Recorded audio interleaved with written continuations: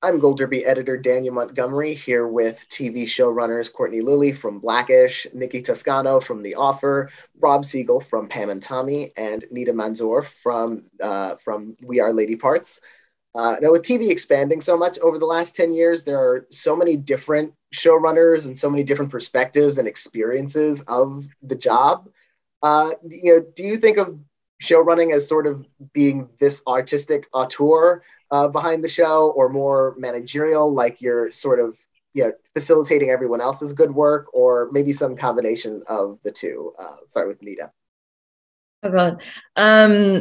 This has been so interesting for me to hear from the other showrunners, because I never thought of it as a show running role, mainly because I'm still kind of new to it all. So I was like, I'm writing it and then I'm directing it, and then I'm kind of like involved in all the different layers of it. And I suppose that is show running. But what always impresses me, and what is something I'm trying to learn for season 2, is, bringing other people in and championing them and overseeing it in that way, which is also, just hearing from the others on the panel, it feels like a whole different skill set, which is one I'm terrified of, but I'm also very excited to learn, because, I don't know, in the UK, maybe the culture is different. There's more of this auteur-y, you write it all, you direct it all, the series are shorter, all that. But I just think there's something really exciting about bringing other people in and just overseeing the tone and doing that. So it's something I don't think I'm really doing on series 1, because I was just doing all the jobs. But like in series 2, I want to take on more of that position and bring other people in as well. Nikki, how about you? I think that, to your question, I think it's a combination of both. I think that you're a different person in the writer's room than you are when you're on set and when you're running a production. And I feel like they're two separate muscles, and it's kind of fun to go between those two muscles. Some of the best experience that I have had for teaching me how to be a showrunner is not only watching great showrunners, but also working in bars and restaurants and having to manage people. Because it's really just about that at the end of the day. Like, how do you take this extraordinary production and all of these people who are so good and give them the space to create and to do their jobs in a way that makes them feel supported, that brings out the best in them as you're going forward. So I really think it's sort of, it's two muscles. And for me, it's really fun going, balancing and trying to go between the two. Rob? For me, showrunning is mostly about creating a set where everybody's happy and relaxed, versus a set where people are afraid and nervous. That to me, I've walked on, a number of sets, and I can almost tell within 10 minutes of being on set whether the person at the top was a nice person or an asshole. It's incredible. I didn't realize how much one person's personality influenced like an entire ecosystem. So for me, it's just, and I think people do, and I also don't buy into the myth of like people do their best work when they're feeling scared or under pressure or anything like that. To me, it's number one thing is like, make it a happy, it sounds corny, but like really make it a happy place. Mm-hmm. And people are laughing and smiling, and they know that if they can we curse on this? Sure. If they fuck up, they're not like, oh my God, they're going to be there. Everything's okay, because we know everyone's trying and everyone's really talented. Mm-hmm. How about you, Courtney? There's a couple of different things. I agree with everything everybody said. I mean, I think probably the answer to your questions, I feel it's more artisanal than artistic. I also worked mostly in network shows, and so I'm also doing it slightly different because we're in production while we're writing and we're shooting, and so like everything's happening at once. Mm-hmm. But to what Robert was just saying, my job, I feel, as a showrunner is to be accountable. It's accountability. You're accountable for the attitude on set. You're accountable to your budgets, to your writer's room, to people's careers. And if you can kind of set up a place where whoever you're dealing with, that the buck kind of stops there, and it's an incredibly heavy responsibility, especially when you're producing and shooting during a pandemic like we all have been doing. I think then it kind of, it's, you know, it's a leadership position. I think people can then move forward in what it is. And so every time I sit there and I'm just like, all right, well, this is what I got to step and do. This is got to step up and do this. And so, you know, and it starts with the script too. Even in the scripts, it's like, well, if the script doesn't make sense, it's kind of on me to be able to make sure it makes sense. And it's too much of a burden to do a show and not trust other people. So, and I think to what everybody's saying, to what Robert's saying too, it's like, it's to get the best out of people, you give them, you know, opportunity themselves to feel like they're part of the creative process, to know if it's, you know, a pink shirt and you wanted a green shirt, that the show's still going to go on and it's not a huge deal. And you can creatively come up with new solutions, because you want everybody to feel empowered and do as well, you know, and do the job as much as possible. So like,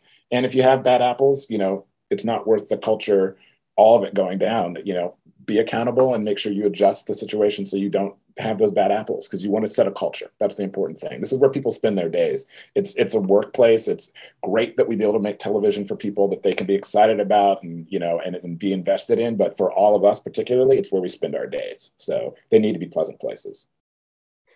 Yeah, and it's kind of encouraging to hear all of you talk about that, and how like this idea of, you know, the tortured artist and all that, you know, kind of tension, breeding genius is kind of going out of style, thankfully. Do you feel like things are changing across the board, or how much more like progress is there to be made, do you think, Courtney?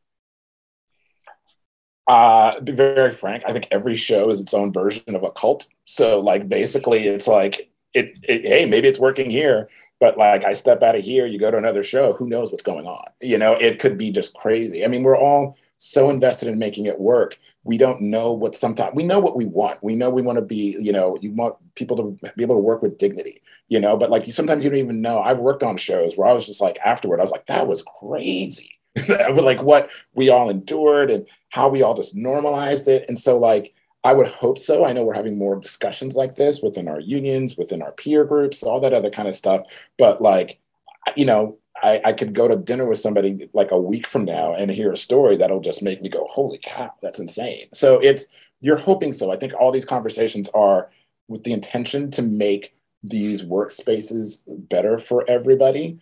Because again, and this is just my personal opinion, I've worked with incredibly talented people. And, you know, but I have not worked with a genius yet. So God bless us all. It's such a team effort. Everybody works so hard, and to see what gets up on the screen takes the work of people who aren't even in the credits a lot of time in your show. So like, I think that kind of idea that it's like a single individual and their kind of vision that brings this thing, and it's like the entire weight of the world is resting on their shoulders and all that other kind of stuff. It's just too much for me. I don't get it. It's not my thing.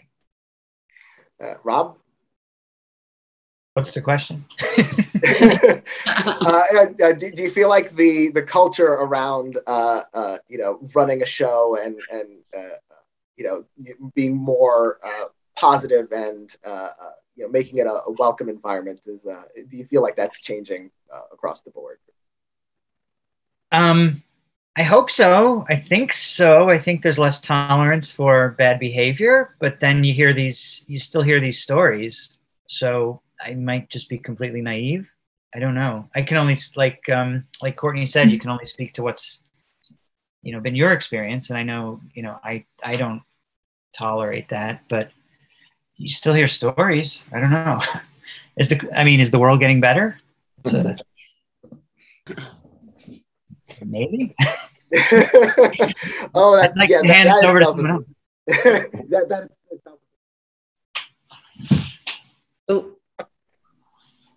that Nikki, how about you? What do you think? I mean, I gotta say that I'm with Robert and Courtney on this. Like, I know what I'm responsible for, and the kind of set and the kind of writer's room and across the board that I want to create, and a warm, empowering, fun experience for everybody. You know, I used to hear early on in my career that the make of a great showrunner is to make other great showrunners. And I think that it's really, really critical and important to be doing that. And you only do that by empowering and making people feel like they have the freedom to swing and fail. Because I'm sure everybody on this panel, knows that some of the best ideas are born from the shittiest pitches.